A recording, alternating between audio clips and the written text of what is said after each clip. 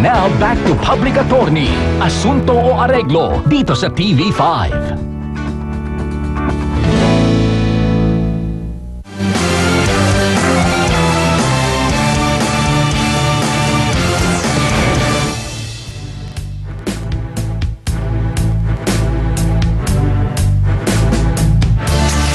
Ang kaso, slander. Maaaring pagbasehan ng kasong slander alinsunod sa Article 358 ng Revised Penal Code. Base rito, ang paninirang puri o pagmumura kapag ito ay malubha at may uring hiyain ng kapwa ay may katapat na parusa ng pagkakakulong ng mula 4 na buwan at 1 araw hanggang 2 taon at 4 na buwan. Kung hindi naman malubha ang paninirang puri o pagmumura, ang parusa ay pagkakakulong ng mula 1 araw hanggang 30 araw o isang multa na hindi hihigit sa 200 piso. Kumisan, ang tao din ang gumagawa ng daan para siya ay pagdudahan.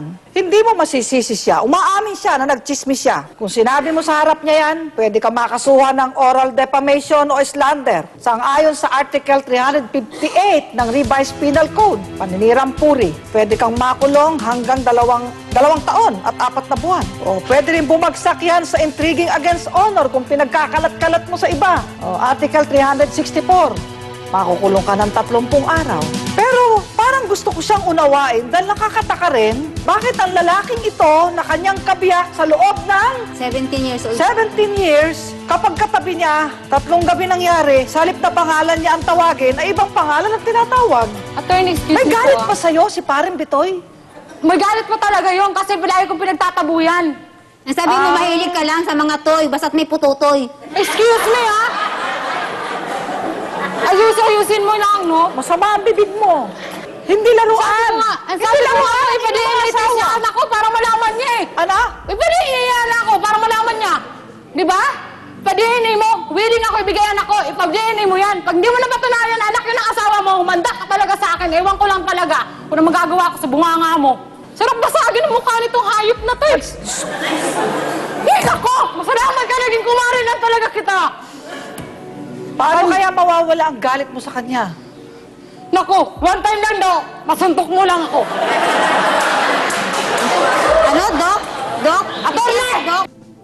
Ang pinakamagandang ginawa mo doon, kinausap na lang asawa mo, pwede ba bago matulog ka, ang alalahanin mo yung mukha ko at pangalan ko? Huwag ang pangalan at mukha ng ibang babae dahil ako ang asawa mo. Baka kulang ka ng panahon sa asawa mo. Hindi ko rin ako pinaggugulo ng Baka panahon ng asawa niya. pagkarating siya, wala siyang aabutan na Jocelyn na magtitimpla ng kape niya, magbibigay ng tubig, ng bimpo. Kahit tayo mga siyempre po, babae ay nagtatrabaho, dapat meron din tayong panahon sa ating asawa. At dyan mo masusubok, doon sa maliliit na panahon na yan, kung mahal ka ng asawa mo.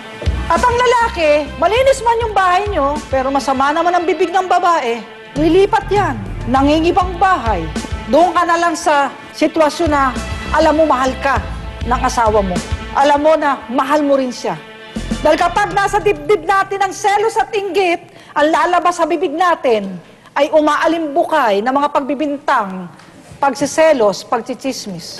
Anong gusto mo? Asunto o areglo? Areglo na lang po. Anong gusto mong areglo? Tigilan niya na po pamilya ko. Huwag na siya magkalat ng chismis. Oras na gawin niya ulit yan.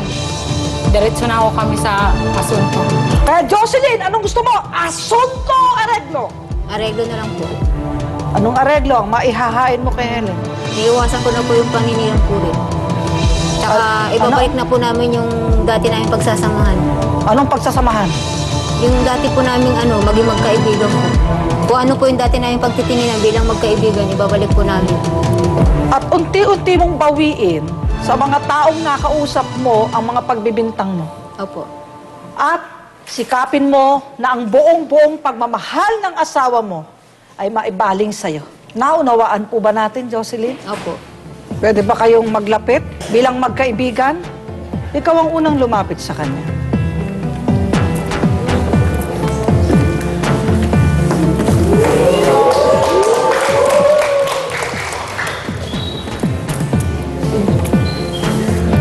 Bumalik ka na doon. Pinagtagpo yan. Sa puntong ito, tawagin natin si Attorney Analisa Soriano para sa inyong kompromiso.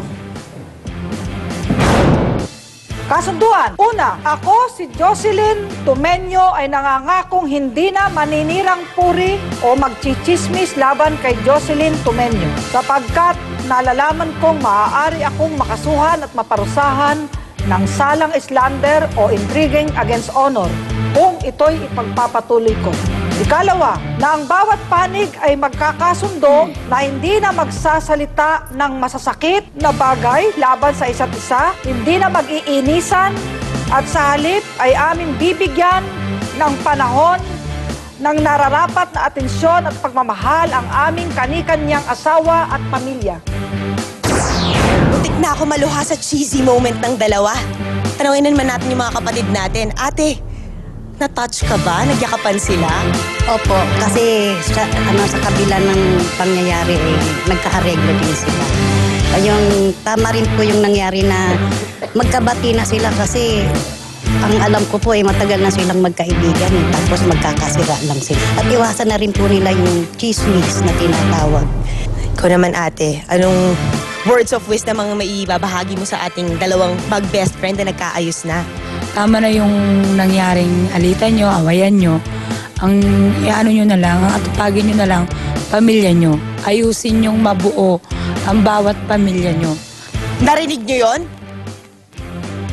Ikaw ate, ano naman masasabi mo sa kanilang dalawa? Para naman kay Jocelyn, parang emosyon lang yun sa'yo, selos eh.